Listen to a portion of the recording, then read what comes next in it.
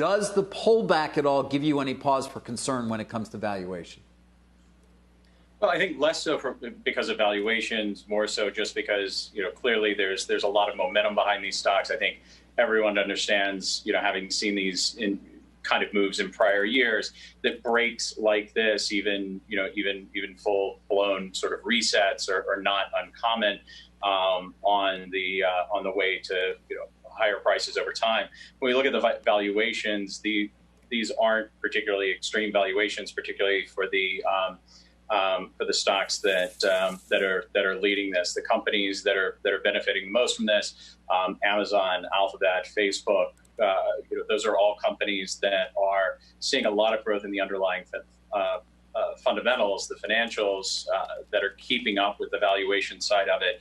And so while certainly the stock prices are outperforming, as we see from the Amazon boxes showing up every day, from the amount of time that we're spending on Facebook and Google, the financials there seem to be supporting it. Yeah, I mean, but I can come back to you, Zoom, for example, or even Peloton, which I know you're quite positive on. I mean, the revenue multiples there are pretty extraordinary. Granted, the growth rates are strong, but those are somewhat reminiscent, to me at least, of some of the stuff we may have seen in the late 90s. You don't agree?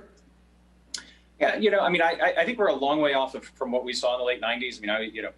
It's certainly something, you look at something like Peloton, just to use it as sort of an easy example.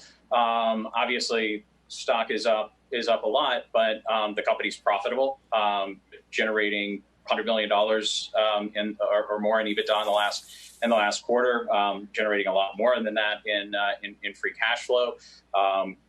The revenue is growing, well over 100%. So even when we're talking about revenue multiples, those revenue multiples come down pretty quickly when you just look a year or two out. Of course, the question is, how long does this last? And that's a bigger question for investors. But I think when it comes to comparisons to 99, those fall apart pretty quickly when you look at the differences between the companies that we're talking about now that are leading this versus the companies that led at least a lot of the headlines, a lot of the fundraising back in 99.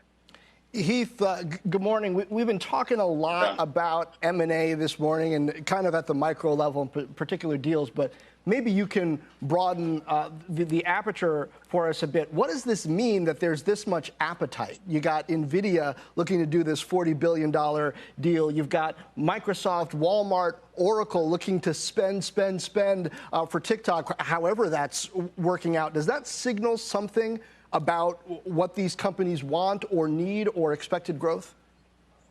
Well, I think both of those are really unique situations. But I do think more broadly, these are companies, and large tech companies in general that have a lot of cash on the balance sheet. Growth, obviously, in this market comes at a premium. And so if you can buy growth in places, there's a lot of motivation for management teams to do that. And given the capital that's out there, whether it's cash that's already on balance sheets or equity that's available to these management teams, given where stock prices are, where valuations are right now, it's hard to find a reason for a management team not to want to do something that makes strategic sense. And so it's almost surprising that we haven't seen more of this, particularly in some of the tech areas like internet, where at least to this point, we really haven't seen a lot of M&A.